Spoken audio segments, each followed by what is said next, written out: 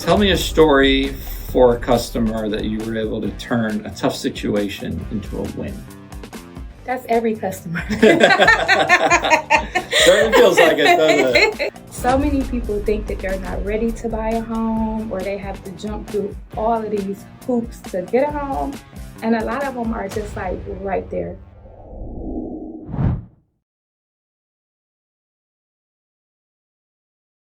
Hello, everyone. Welcome back to Keys and Conversations, where we talk with top local agents so you can make smarter decisions on buying and selling your home here locally in Northeast Florida. My name is Lee Simanoff, host and mortgage expert, and I'm here today with Rika, the realtor of Eagles World Realty, and we're diving into what's happening in the market today to make you a smarter buyer or seller. Okay. Hi, my name is Rika. I am a realtor here in the Jacksonville area. I have been in real estate for the last year and a half. I'm very passionate about it, and I just love educating and teaching renters how to be first-time home buyers and possibly first-time investors. So Rika, thank you for being here today. How did you get into real estate and what keeps you passionate about it? I actually got into real estate by mistake. I was a loan signing agent. I'm actually still a loan signing agent. And one of my goals was to get on the altar. So I looked on the altar when I finally got my company there, and I realized that I was in the wrong place on the altar. Yeah, that's right. And so I became a realtor. And what keeps me passionate about it, honestly, is really educating people. So many people think that they're not ready to buy a home, or they have to jump through all of these hoops to get a home. And a lot of them are just like right there. And that actually keeps you passionate about it. I do think there's a lot of misconceptions. A lot of people talk to their friends or hear stories, but it's not specific to them, right? The only way that they can learn is to reach out to an expert, a professional, and start going through the paces. Exactly. And that's all it takes. It's always a perfect time in the market for you if you're in the right position. So I know you've been active in Duval County. How would you describe the market right now? I would actually describe the market as steady. I mean, homes are still selling, buyers are still active, but you just have to know exactly what you want, exactly what price point you want to be in. And if you're, selling your home, you just got to be really realistic in these times. Yeah, I think that that's definitely something people need to look at is what is realistic for me? What are my absolute needs versus wants? What can you be flexible with? What can't you be flexible with? And then that'll help guide you as you show them homes. Correct. So this past year, when you think back about it, how was the makeup of your customers? Was it primarily first-time home buyers, more investors, people moving up, moving down? How would you put it together? I actually had a beautiful mix of clients. I have had the opportunity this last year to work with a lot of first-time home buyers and a lot of first-time investors. And they kind of go hand in hand. Yeah, a lot of learning for both. For both, yeah. And a lot of teaching. And really, that's what's missing. People just don't understand. And once they understand, it's like their eyes open up, and next thing you know, they have keys. Yep, I see that a lot. I'll put some preliminary numbers in front of a new buyer, first-time home buyer, and they all look a little foreign to them, and they're like, all right, but then once we go through a house or two, and they go, all right, these numbers kind of stay the same, these move, they get a real, much better comfort level as to what they're getting into, which takes some of the scare factor out of becoming a first-time home buyer or buying that investment property for the first time. Yeah, and a lot of people think they need all of this money, and sometimes they don't. There's a lot of good programs out there. Yeah, if you're a renter, your first month security deposit and first month's rent can necessarily just as well be as your appraisal. Yeah. And your home inspection and your earnest money deposit. Now you're building equity. Yeah, that's awesome. What are the top 2 or 3 things do you think that people misunderstand about our market, specifically here in Northeast Florida? Ooh, that's a hard one. It is a tricky one, right? Because it's probably a little different depending on who you're working with and where Northeast Florida, because it is such a big market. Well, for first-time home buyers, I don't want to say it's a mistake. The thing to do is to know, like you said, absolutely what you want versus what you need. You know, you want to maybe be close to your children's school Right. or in a certain neighborhood versus needing to be by the beach. So instead of riding around picking out a fantasy house, you know, it's always best to sit down with a professional to go over those price points so that when you do go out to search for what you want versus what you need, it's realistic. Yeah, I definitely see that. I'll get questions about mortgage payments. You know, all right, we're at this level, I'm comfortable with it. What if we go up to the next level? What's that payment look like? Can I put it in front of them? And they're like, well, I don't like that, you know? So then we go back to where they were. So it is important to put the data around there. And I always gear my clients towards working with the lenders. I always go for immediate pre-approvals. Send in all of your paperwork and everything. I like to educate on different zip codes may have different taxes, so that's also going to affect our house payment. Big time. And just it's education is the key. Actually sitting down, going over all of the numbers with someone just versus being out there picking out stuff. Yeah, no, great advice. Thank you, Rika. Rika, you've been active in Northeast Florida. How would you describe the market right now? I would describe the market as stable right now. Buyers are still buying. Sellers are still selling. You just have to be educated and know what you want. That's awesome. Thank you. All right, Rika, when a buyer reaches out to you for the first time, what do you look at to see if they're truly ready to purchase? I look at their expectations. Like, what are your expectations versus their realistic goals? And we go from there. Got it. Well, that makes sense. You definitely need to differentiate reality from, you know, what people build up in their mind as far as what their first house may look like. You can ask again. Okay. All right, Rika, when a buyer reaches out to you the first time, what do you look at to see if they're truly ready to purchase? I look at mindset and motivation because I like to see where their mindset is, because every time we're not always there. But if you're motivated, we can get you there. Oh, I like that. So mindset and motivation equals readiness. So I always like to see if the client is ready. That's awesome. That's great advice. What mistakes do you see first-time home buyers making in the market today? Shopping before they actually know their financing. That's a good one. You always start off with me. Then, of course, I always get you over to Lee. But we'll help keep things more in line. And part of my pre-approval process is I get together some numbers, whether it's specific to a home they want to target or just a general area estimate so that they have an idea of what that payment looks like, how it's broken down between the mortgage, taxes, insurance, if there's an HOA, and what cash is needed for closing. Where is that coming from? Are we going to do a down payment assistance program and ask the seller for help? How are we going to put this deal together? Everyone's situation is unique, but I do think that's the best way to start so that you know what homes to look for them and their situation. Exactly. How do you help buyers stay realistic about their budget and expectations? Well, I show them lifestyle cost, first of all, because a lot of times people think that they can't get it, but when you really sit down and you go over, you know, your lifestyle, you can make certain little modifications because 1% isn't a lot. Right. You know, that might be a $50 DoorDash meal per month. So just to really go over lifestyle expectations, their budgets, and what their needs are, keeps it more realistic. I know when I moved, had little kids, need a bigger house, moved, we decided no more lawn guy, no more cleaning lady. You know, we'll save that money, do it ourselves. And then that made up the difference in the housing payment, you know, from one house to another, amongst other things. But things like that can make a big difference when you look at it as a monthly budget. And a lot of times they're very, very, very, very, very small cuts. Yeah, especially these days. Everything's quite pricey. So, all right, from your experience, how does getting pre-approved early change a buyer's confidence and negotiating power?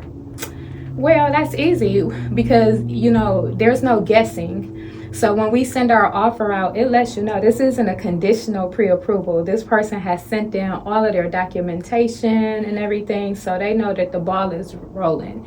You always want to have the ball rolling. Like, you don't never want to say, I think I can.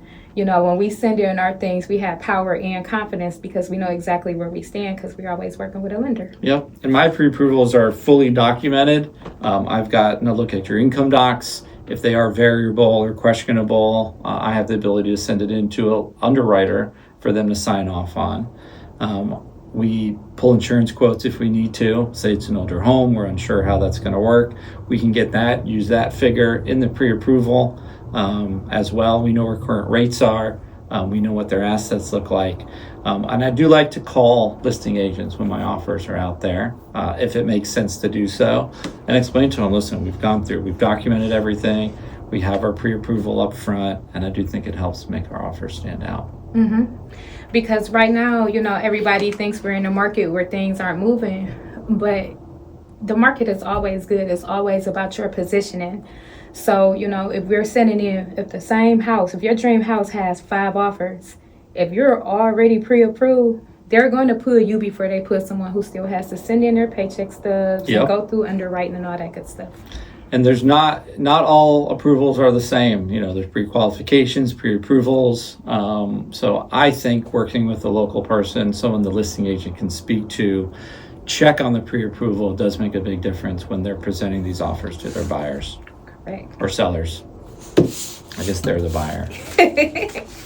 All right. So let's talk about our Northeast Florida market. What trends are you seeing on the seller side for homes that are moving maybe a little quicker than the average? And what are you seeing for homes that are taking a little longer to sell? Okay. So for homes that are moving a little quicker than average, those are sellers who've actually sat down and they're realistic about the price of their home. They've probably taken the time to do a few repairs or at least list the things that need to be done. So the average house, if a good house is selling fast, my last 2 listings, they were gone before 30 days, but we had realistic pricing and I had realistic expectations for my seller as well. And how does that conversation go with those sellers? Do they come in with a preconceived notion, or are you able to put kind of some data in front of them and help them figure out what a good list price is? Well, of course they come in with a preconceived notion.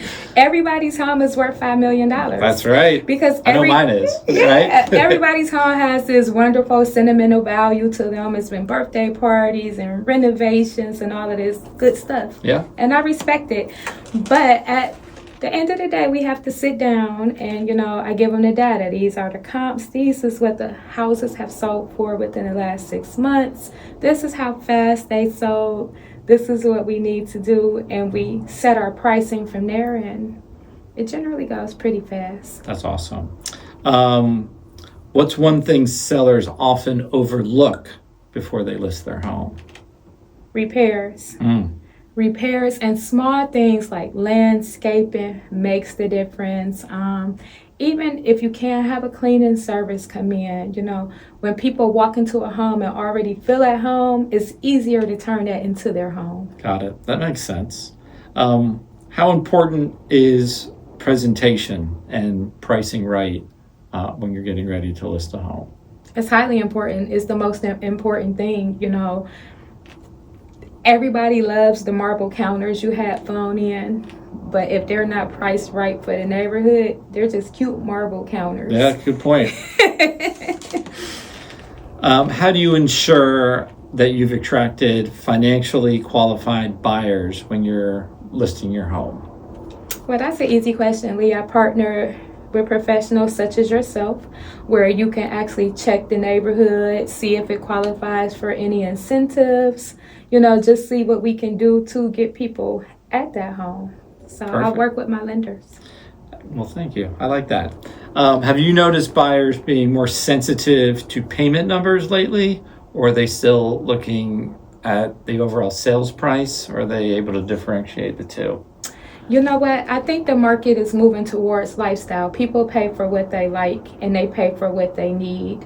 So they focus on price, but they also focus on value and what's comfortable to them. And that's where professionals like us come in at. Because if we can make your numbers right, we can find you your dream home anywhere. That's awesome. Very true. And there are options within payments on mortgages, right? In the market currently, there are some adjustable rate loans that are actually have some pretty decent rates. There's a way to buy down the pricing permanently and temporarily as well, which is wonderful. Okay. So Rika, for first-time home buyers, what neighborhoods and areas do you think are underrated right now? Most definitely the San Marco area. It's so diverse there. You know, it has so many family parks. It has a huge runners community. So, you know, if you're into fitness and things of that nature, whether you just want to walk and go down by the river, great places to eat. And the houses are nicely priced. That's awesome. It's a great area. I know there's a lot of history there, a lot of stuff to do, which is super cool. So Rika, for an investor, what neighborhoods do you think are underrated right now? Most definitely the West Side. The 32210 is a great rental area. Those places rent, you get a great return on your investment, well over 6 to 7%. Wow, that's great. So I think that's most definitely an amazing area. Tell me a story for a customer that you were able to turn a tough situation into a win.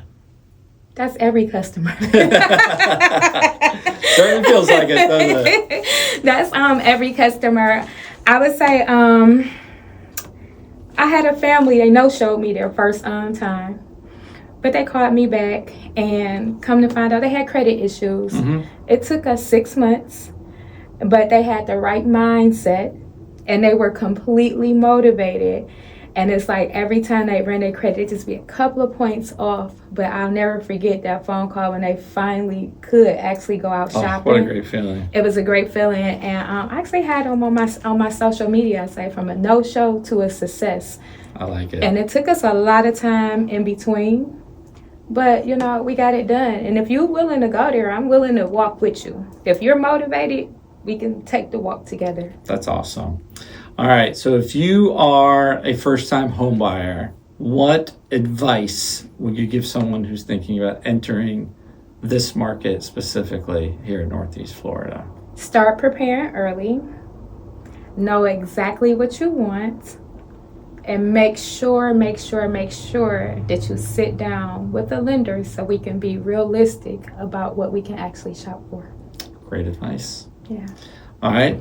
Now, for an investor who's thinking about maybe becoming a first-time investor in this market, what advice would you give them? To sit down with a negotiation expert like myself, and there's so many different types of investors. So first of all, what type of investor do you want to be? Do you want to flip and fix? Do you want to do rentals? Do you want to hold? So it's just as important as first-time home ownership. Sit down and see what your portfolio is going to look like. Because together we might come up with a mix. That's awesome. All right, what's one myth about buying and selling that needs to go away in 2025? Okay, let's talk about it. Only one, because there's not more than one, right? It's the biggest one. It's the biggest one, and every real estate professional gets asked this. What do you think about the market? I don't. You can't time the market. Nope. All you can do is have a motivated mindset. So I'm not here to time the market to figure out if it's going up or if it's coming down. I'm here to keep you motivated so we can get your mindset into either investing or building equity. I think it's the same thing on the finance side. Everyone thinks rates are going to drop next week, next month. I mean, if you wait forever, what if they go up? What if they go up? Exactly. What if this is the lowest that you can get it right now and you miss out waiting? And I tell people, if you're renting, say you're renting at $2,000 a month and you want to wait to time the market and it's a year, you just spent $24,000 in rent that you could have been going toward equity in your house, And so your landlord is one step closer to having that house completely paid off and your rent is nothing but pure profit. And we really want that to be you. That's true. Very true. All right. I want to do one pro tip for whoever's going to be on the receiving side of this. So let's do a pro tip for a first-time home buyer what is one bit of advice that you would give them? Don't wait for the perfect conditions. Wait for the perfect preparation. That is awesome. I like that. So, Rika, what would be one pro tip for someone who's thinking about investing? All right, so one pro tip is the investors who win are the ones who plan early and move with purpose. Sit down, figure out how you want your portfolio to look, plan on how we're going to get there, move early and with purpose. That's awesome. Well, thank you, Rika, for sharing your insights. This type of real world experience is what buyers and sellers need to cut through all the noise out there in the market. Thanks for having me. No problem. If you want to connect with Rika, her information will be down below. And please be sure to like, subscribe, and follow. And we'll be back next week with another local expert.